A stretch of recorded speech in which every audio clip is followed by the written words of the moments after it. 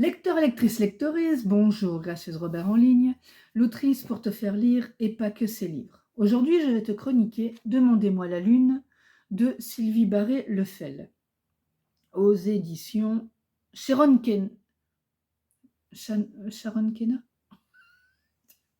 Je viens de refaire la vidéo parce que je m'étais trompée sur le nom de l'autrice et maintenant je me trompe sur l'éditeur. Ça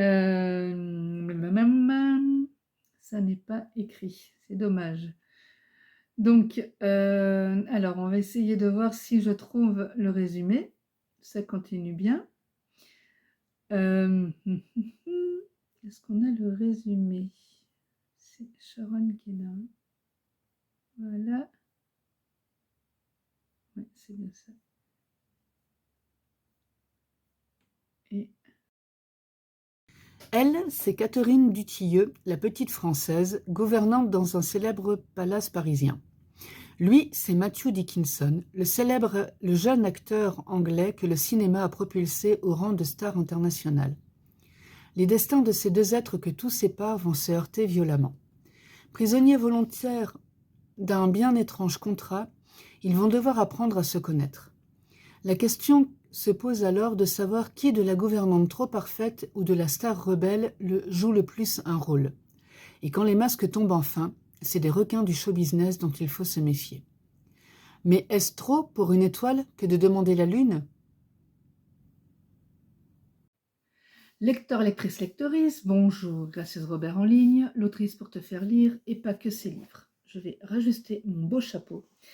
J'ai changé de chapeau comme tu peux le voir, donc si tu as l'habitude de regarder mes chroniques, tu vois que j'ai un nouveau chapeau qui a été réalisé par Custom at Tam, l'artiste dont je fais la promotion en salon, parce que tu connais peut-être mon autre chapeau, un de mes autres chapeaux, parce que je ne promène pas toujours avec le même. Et celui-là m'a fait craquer parce que voilà, je vais pouvoir te faire le baromètre des livres que je te propose.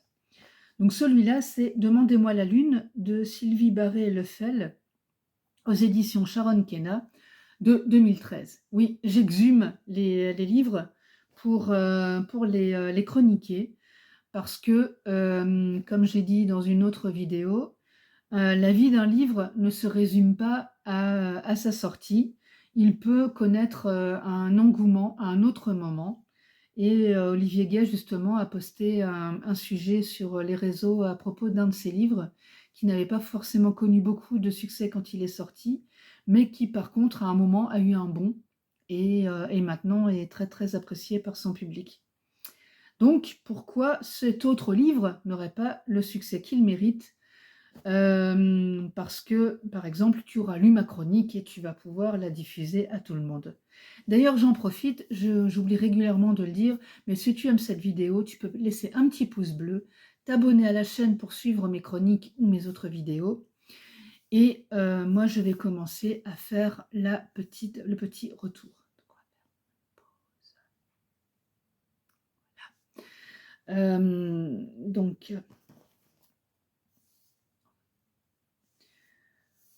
alors, Demandez-moi la lune, c'est l'histoire de... Je n'ai plus son prénom.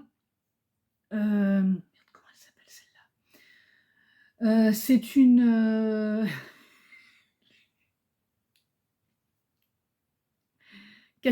Catherine, qui travaille dans un hôtel de luxe et qui est maître d'hôtel, je crois, si je me rappelle bien de son titre précis. Alors attends, hein, que je retrouve précisément. Ben non, je ne l'ai pas. Mais bon, elle s'occupe de la conciergerie des clients. Et attends, hein. Elle a son petit uniforme avec son pantalon et son chemisier noir, avec les petits mocassins, un petit talon, bien sûr impeccablement ciré. Et ça s'appelle comment le titre? Je ne sais plus. Mais ouais, je crois que c'est majordome, voilà. Majordome. Elle est majordome, mais donc dans un hôtel de luxe. Et alors, là, on va lui demander de s'occuper de Matthew Dickinson, qui est un acteur anglais, qui est assez infernal, parce qu'il est de passage pour faire la promotion de son dernier film. Et il est avec son agent, qui lui est comme ça parce que il a peur déjà que l'acteur ne massacre la chambre d'hôtel, et ensuite que la promotion ne se passe pas très bien. Et donc, Catherine, ou Cathy, va être déléguée complètement à son service. Et alors lui, qui a l'habitude d'être une star absolue, en plus qui est extrêmement mignon, qui plaît énormément à la gente féminine, a l'habitude que dès qu'elle le voit, ça y est, elles sont toutes là en train de baver et tout. Et il va se retrouver face à une nana qui, elle, va être complètement professionnelle et qui va le remettre un peu dans ses... comment qui va le remettre dans ses buts en lui disant: «Écoute Coco, t'es gentil, mais t'es comme tout le monde, hein. Alors, quand je ne suis pas gracieuse, enfin, en qualitatif, je veux dire, je dis que quand il est sur les toilettes, il est comme tout le monde, il pousse. Voilà.» Et donc elle, voilà, elle s'adresse à un être humain, elle ne s'adresse pas forcément à un acteur ou à quelqu'un d'extrêmement connu dans le monde entier, ou un homme qui est extrêmement mignon et qui les fait toutes baver. Elle voit juste un homme qui est infernal et qui a sali son beau sofa. Donc elle le fait déhousser. Et parce qu'il a jeté... Non, c'est même pas lui, je crois, c'est sa co-star qui a jeté un verre de vin dans le canapé parce qu'elle s'est fâchée. Donc elle vient voir, elle fait déhousser le canapé et elle lui dit en gros que il va payer la note pour le nettoyage. Donc lui se retrouve là, mais on ne parle pas comme ça d'habitude, qu'est-ce qui se passe? Et du coup, elle va être emmenée enfin emmenée. On va lui proposer un contrat pour qu'elle l'accompagne dans le tournage d'un nouveau film qui se passe en Normandie. Et donc, avec le livre, je regarde sur le côté parce que j'ai pris des notes, j'ai bien fait mon travail cette fois-ci.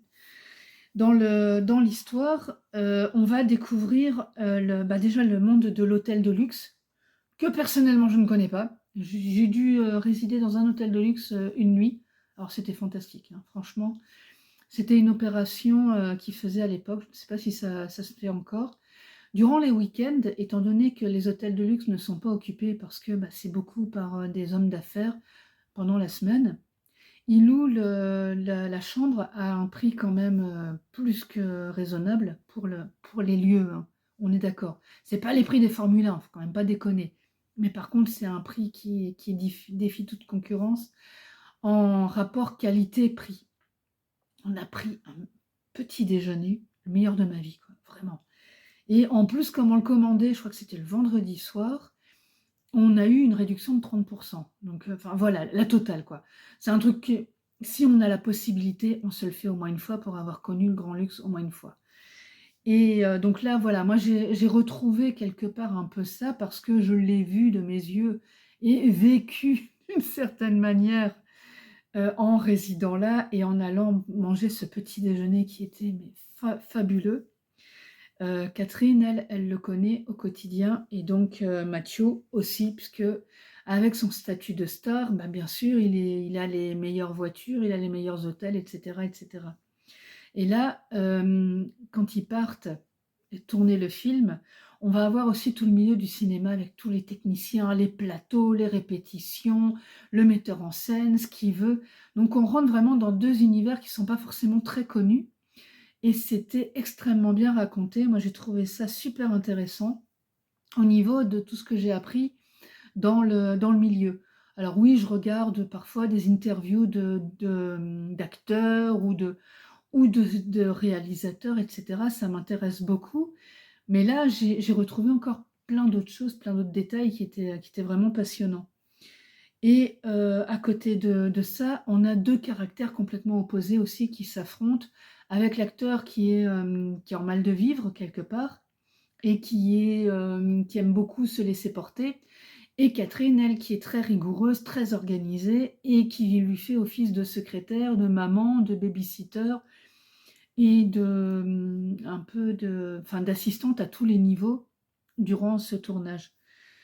Hem, on a au niveau de la thématique les valeurs de la famille, parce qu'à un moment, il va prendre une semaine de vacances. Alors j'essaye de pas tout raconter, mais bon, comment dire? Je vais au moins parler de sa semaine de vacances, chez la mamie, parce que c'est un très, très chouette moment où il retrouve, sa maison d'enfance, là où il a vécu, où il a grandi, là où il va se ressourcer avec Catherine. Et donc on a toutes les valeurs de la famille. On a aussi la famille de Catherine et chacun, c'est aussi un des points communs qu'ils ont tous les 2, Matthew et Catherine, c'est leur affection pour leur grand-mère. Parce que, si, Catherine est devenue, maître d'hôtel, enfin majordome, formée dans une des meilleures écoles d'Angleterre, parce que c'est quand même une institution pour l'Angleterre, les majordomes, qui sont très, très pointus, très carrés, très professionnels. C'est grâce à cette grand-mère qui lui a appris les ficelles du métier. Et donc, voilà, on a aussi le poids d'être une star. C'est-à-dire que le pauvre, il peut pas sortir quelque part sans être reconnu et alors après c'est fini, quoi. Tout le monde vient le voir et tout, il veut un autographe, un selfie, lui parler, tac tac tac et lui, mais il peut pas profiter de son moment. Et c'est vrai que, moi, ça m'est arrivé de voir des stars et dans des, circonstances, pas forcément, quand ils étaient pas en représentation et de me dire: «Mais, est-ce que je vais le voir ou pas? Je lui montre que je l'ai reconnu ou parce que voilà, et cette personne a juste aussi envie de profiter de son moment avec sa famille», par exemple. Et c'est compliqué dans ces cas-là parce que, toi, tu es là, tu as envie de lui parler, tu as envie de lui parler de son boulot, de son œuvre, de ce qu'elle a fait et tout et tu es tellement contente de la voir en vrai que tu as envie de passer un moment avec elle. Mais d'un autre côté, cette personne, parce que ça reste une personne, ça reste un être humain, elle a juste envie de profiter d'un bon moment au restaurant avec ses amis, sa famille ou que sais-je. Donc voilà, c'est très compliqué ça et c'est vrai que le fait de garder sa place en tant que fan, ça peut, voilà et j'ai peut-être pas non plus forcément toujours la bonne attitude parce que, moi aussi quoi, le fait de rencontrer cette star comme ça, et de la voir en chair et en os en face de moi, voilà. Mais bon, ça parle aussi de ça et c'est très, très bien raconté. Les subterfuges qu'ils utilisent, les petites ruses qu'ils mettent en place pour qu'ils puissent aller, quelque part tranquillement, qu'ils puissent, ne pas être suivis par des paparazzis, enfin et justement je te renvoie aussi à, par exemple, l'histoire de Lady Diana, qui a été donc, princesse de Galles et qui est morte à cause des paparazzis sous le pont de l'Alma, quand ils les ont tellement poursuivis que, finalement, ils ont eu un accident de voiture dans lequel elle y a laissé la vie avec Dodi Al-Fayed. Voilà, c'est aussi ce genre d'extrémité que ça peut donner par moment, les comportements des paparazzis. Ça les a beaucoup calmés quand même, par rapport à ça, mais les journaux à scandale où on veut avoir la photo qui fait que, et les rumeurs qu'on peut laisser véhiculer, là justement il y a ça aussi, ça c'est vachement intéressant je trouve. Donc pour mieux faire vendre le film, déjà, qu'est-ce qu'on fait? Alors ça je le dénonce régulièrement, on met de la fesse, pour parler, correctement. C'est-à-dire que voilà, on montre des beaux torses bien musclés, on montre des scènes d'amour et on prête une liaison, entre les acteurs parce que comme ça, les filles vont venir voir le film pour l'acteur et parce qu'on le voit tout nu et cetera, qu'on voit la grande histoire d'amour. Les hommes, enfin les garçons vont venir voir le film pour voir l'actrice complètement complètement dénudée et voir aussi les scènes. Et le fait qu'il y ait une histoire d'amour entre les 2 dans la vraie vie, soi-disant, ça rajoute au succès du film. Et on est dans la dénonciation. Alors j'ai dit que c'était de 2013, il me semble, ce livre, et il est encore tellement réaliste maintenant. Maintenant, c'est la guerre au clic, la guerre au like, c'est: «Ah là là, oui, alors j'ai autant de followers c'est tout». On est toujours dans cette problématique-là. Bonne ou mauvaise chose, je ne suis pas là pour débattre du sujet, mais je trouve que c'est quand même il n'était même pas visionnaire, on était déjà dans ce phénomène-là et on y est toujours et c'est encore cultivé avec les algorithmes et cetera et on est toujours dans les bonnes vieilles techniques de rumeurs qui vont faire que les gens vont s'y intéresser et donc on va raconter comme là, l'histoire d'amour entre les 2 acteurs pour être sûr que on va contribuer au succès du film et vendre plus de places et peut-être éventuellement d'objets dérivés, un t-shirt de l'acteur ou le t-shirt du film ou j'en passe, le mug, les stylos, bref, pour faire rentrer les pépettes dans la caisse, hein, tout simplement, soyons clairs. Mon avis sur l'œuvre, je pense que voilà, tu as bien compris que j'ai beaucoup apprécié. Pour les thématiques fortes, pour la manière de le raconter, pour le vocabulaire qui est riche, pour les personnages qui sont très bien creusés et pour tout l'univers, franchement pour le boulot de recherche sur l'univers, chapeau. Je ne sais pas si l'autrice le connaît si bien que ça ou si elle a fait des recherches et si elle s'est renseignée auprès de gens qui travaillent dans le milieu, mais c'est très, très réaliste et c'était très, très chouette à lire. Mon personnage préféré dans l'histoire, c'est Amy. Alors, je sais que pour ceux qui me suivent et qui ont regardé plusieurs rubriques, souvent je cite des grands-mères ou des grands-pères, des personnes âgées. J'ai un grand coup de cœur pour eux, mais Amy, donc la grand-mère de Matthew, c'est elle qui lui a donné le goût de ce métier d'acteur. Mais il n'est pas acteur parce que il voulait avoir la célébrité, il est acteur parce qu'il aime ça. Parce que c'est vraiment quelque chose qui le fait vibrer, parce que c'est un métier qui l'anime. Et d'ailleurs, à un moment, il va avoir un projet avec sa grand-mère, parce qu'elle lui a donné le virus, comme on dit par moment. Et je trouve ça très chouette qu'elle lui passe le flambeau comme ça, parce qu'avec son fils, donc qui est le père de Matthew, c'est pas tout à fait ça. Lui, il aime pas du tout ce milieu de strass, de paillettes pour toutes ces raisons. Quelque part, on peut pas forcément lui donner tort quand on voit tout ce que subit son fils. Mais d'un autre sens, il y a aussi la passion du métier. Et personnellement, je suis une grande fan de théâtre. Là, justement, vendredi, je vais aller voir une pièce et voir les acteurs jouer ça sur scène. Il y a quelque chose qui se passe, quoi. Et quand ce sont des acteurs qui sont encore animés par cette passion, ils te font vivre la chose autrement et tu es emporté dans leur monde. Tu es emporté par les sentiments qu'ils vont te montrer et tout. Tu es emporté par la scène, par la pièce et c'est génial. Enfin, voilà. Donc, il y a aussi ça qu'elle transmet à son petit-fils, Amy, parce qu'on va revenir un peu à notre sujet, et je trouve ça très beau. Sans compter le fait, la manière qu'elle a de protéger son petit-fils, la manière dont elle arrive à lire en lui, etc. Enfin, voilà, elle est, euh, elle est géniale. À recommander à qui cette histoire? Aux amateurs de romance, bien sûr, parce que c'est quand même une histoire d'amour, quelque part. Mais il n'y a pas que la romance dans cette histoire, il y a aussi, comme je le disais, le message plus profond concernant la célébrité. La célébrité à tout prix, payer les conséquences de la célébrité, quelle est notre attitude par rapport aux personnes célèbres, ça reste quand même des individus et ça reste des personnes qui ont aussi parfois besoin de leur tranquillité ou qui ont besoin d'avoir juste une reconnaissance pour leur jeu et pas pour leur physique. Donc voilà, il y a tout ça derrière cette histoire qui est très très chouette. Et comment vais-je conclure sur tout ça? Tout simplement en te disant, fonce dans l'histoire si tu la connais, enfin, tu ne la connais pas encore. Parce que moi, j'ai vraiment passé un bon moment. C'est une bonne lecture, que ce soit en vacances, le soir, quand tu as envie de passer une bonne soirée tranquillement. Là, passe-la avec Kate et Matthew. Tu vas vraiment passer un bon moment.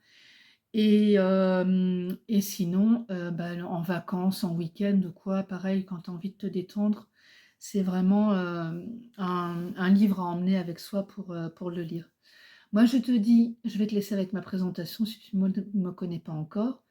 Le petit pouce bleu qui va bien sur la vidéo.